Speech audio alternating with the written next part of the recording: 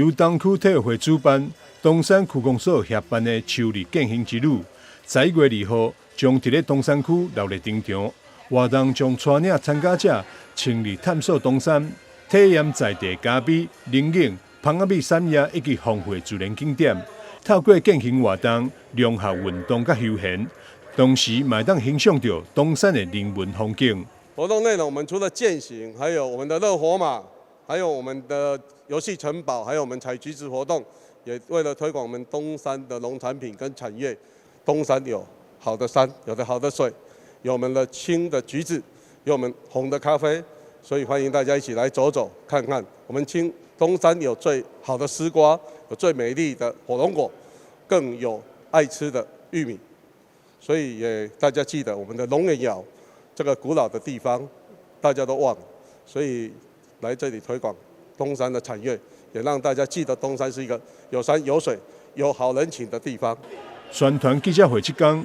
市府副秘书长殷世熙、民政局副局长吴明熙、体育局参议陈胜男、东山区长张振郎以及侪体育会干部贵宾也拢出席活动，向市民推荐秋日健行之路。东区体育会东山健行之旅，欢迎你！我讲即马现代人真正要摆一个时间来山顶呼吸一个新鲜的空气。尤其是咱迄个坎头山有樟树林树迄个薰导景特别好，而且呢，迄个阵会当经过咱用柴烧的营养卡，还有蜂蜜、东山咖啡，了后的时阵会来神公庙来拜拜。这个行程是有够赞的行程啦，咱因为东区的体育会大家全部动员起来啦嘛多谢迄个体育部，甲管理局的补助啦，咱民政局的支持，所以呢，咱希望11月初2呢。